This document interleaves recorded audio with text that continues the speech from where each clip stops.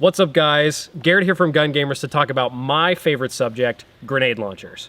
Now, I have quite the collection amongst the Gun Gamers crew, and I thought I would take the opportunity to explain the pros and cons of each system. We're going to go over American-style grenade launchers, like this 203 here, AK-style launchers, or Russian-style launchers, like on this AK here, and then, of course, other countries like this M320 here. We're also going to talk about the pros and cons of having an underbarrel grenade launcher mounted underneath a rifle like this, or using it standalone by itself. All right, so the first style of grenade launcher we're going to talk about here is the American M203. Now, this is strictly underslung. They used to sell standalone conversion kits for it, but it's very tough to find. So for the most part, they're just standalone. These can be either barrel mounted using the existing barrel nut and having a front clip as shown on this one, or they could be rail mounted like this one on this 416C.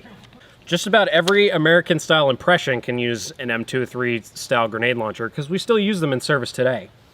The 203 is breech loaded, so you have to slide the barrel forward, take your grenade, load it in from the back, and return the barrel back to its original position.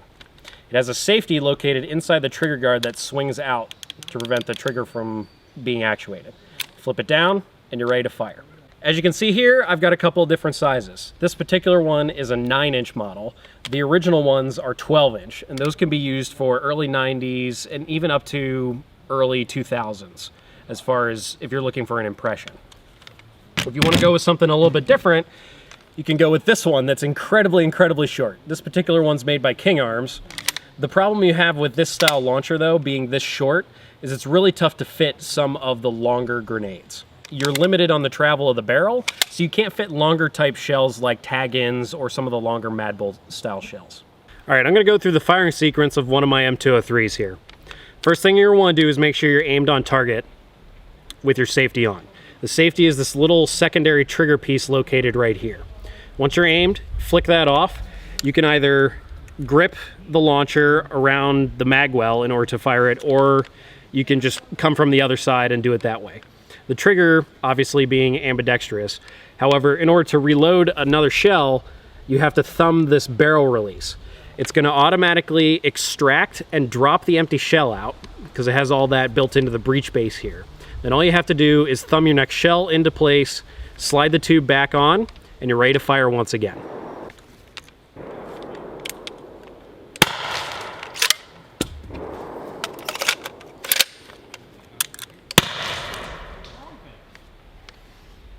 Next grenade launcher we're going to talk about is Russian style. I have two particular versions here, both of which are known as the GP25.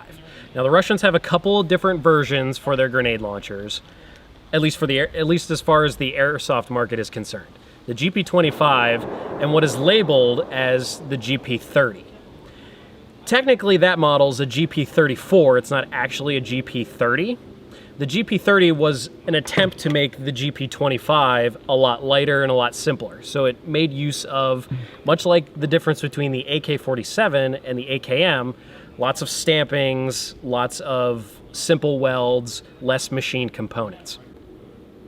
The difference between the GP25 and the GP34 is simply they put the adjustment sight originally on the left side for the GP25, and they put it on the right side for the GP34. Why they did that, I don't really know. That's just what the two differences are. Other than that, they're identical launchers. Like I said, I have two examples of the GP25 here today. This first one here is a no longer being manufactured Craft Appleworks. It has a plastic barrel and a plastic pistol grip here, but the rest of this is metal. It's mounted to the gun via a set of set screws, which is not originally how the GP25 was done. However, this allows it to be fitted to just about every single AK on the market. The nice thing about the Craft Appleworks Model 2 is it'll use standard M203 style shells. It doesn't have to have its own special proprietary shell, even though the real GP25 does use a specific shell. This other launcher that I have here is one. It's labeled as Lancer Tactical here in the United States, but it's OEM'd by D-Boys. This one uses a special shell that has sort of this tab base at the bottom here. That's what allows it to lock into the barrel of the launcher. Common with GP25s, like I said earlier, is an adjustable sight on the left side of the launcher. So all you have to do is adjust your cheek away in order to be able to use it. It comes built in from the Lancer Tactical D-Boys model. Like I just demonstrated, it's also muzzle loaded. So unlike the 203 where you have to thumb it in from the back, all you just have to do is drop a new shell in from the front. Now, of course, grenade launcher shells can be reused for airsoft.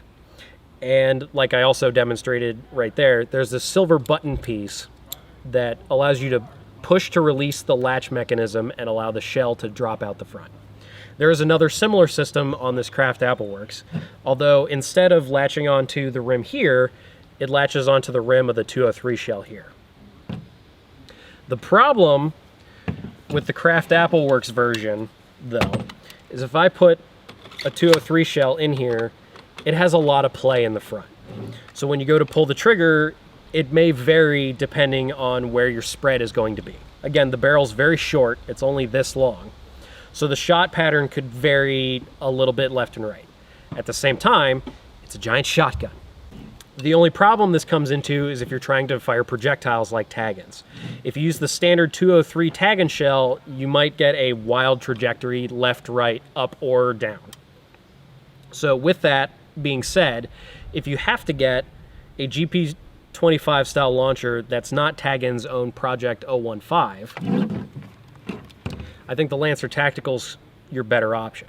You'll have to get special tag shells in order to work with this, but you can still use it in both a shower shotgun type role or as a projectile launcher. Okay. All right, next I'm going to demonstrate the Russian style grenade launcher GP25s. So the safety for the Russian style launchers is located here. It's a lever that's rotated 90 degrees down in order to go from safe to fire. I already have a shell loaded, got an extra one ready to go. I'll fire 2 shots so you know what the firing sequence is like. The lever to release the shell is located right here. Now, like I said earlier, this is the Craft Appleworks version. So this one uses standard M203 shells.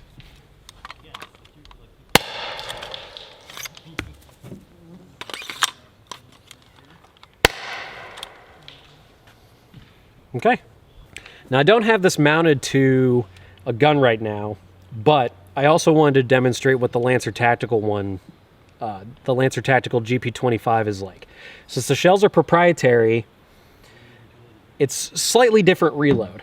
Rather than having a lever style release mechanism, it's actually a thumb forward push lever.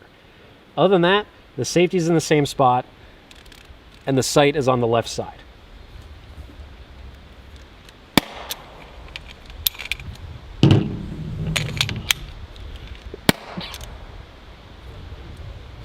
One of the problems that I have discovered with the Lancer Tactical launcher, though, is the latch mechanism that keeps the shells in place.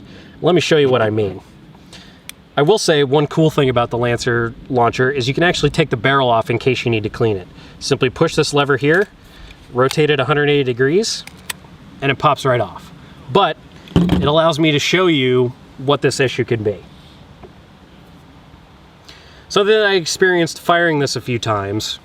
You see this latch system right here. You push this button and this little finger claw is what's holding on to the base of the shell, onto the rim here. A couple times when I fired that, just by pulling the trigger and activating it, the force of the gas being released detaches this straight off of there. You can see I can just pull this straight off. There's not a whole lot holding on to it. So I'd be very careful running around with this loaded, because you never know when this might just fall out. And these grenades, unfortunately, both these AK style launchers are very difficult to find now. And each one of these shells, while they can be had for $25 to $30, it's still $25 to $30 whenever you lose one of these. Next up, I want to talk about my personal favorite launcher that I have with me. This is the H&K M320A1. This one is made by S&T, also could be known as Garrett in other places, but it is a replica of the M320. Now, this is unique in the fact that it has a swing-out barrel system. The advantage of having that is it allows you to feed just about any size shell, tag in, projectile, otherwise, in this launcher.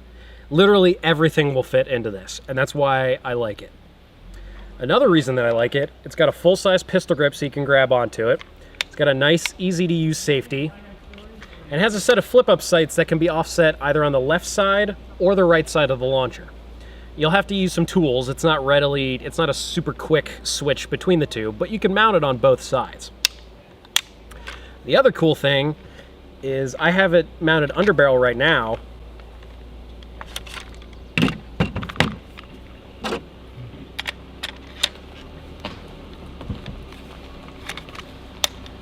You can also have it standalone. So you can have this holstered. S&S Precision makes a holster that works great with this, although it's pricey at $150. Or you could sling it on your back using the different loops that are found throughout the launcher. I've used this standalone a few times. It's pretty hilarious. All right, normally the M320 here has a folding vertical grip, but I've taken it off and used it on another gun. I really like this launcher because all the controls are very easy to use. They're all within finger reach. You don't have to reach across for much of anything other than to do the reload.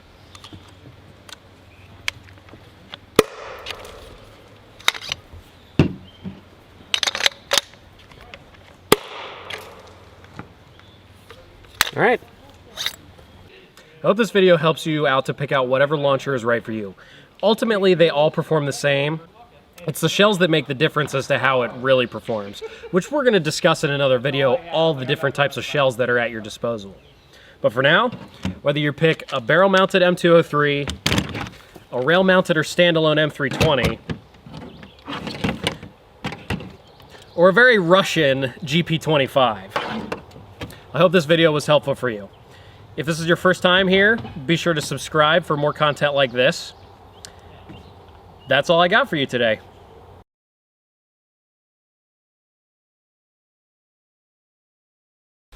Hey guys, this is E-House from Gun Gamers. I'm here with Garrett. Today I want to talk about why Garrett is a bitch.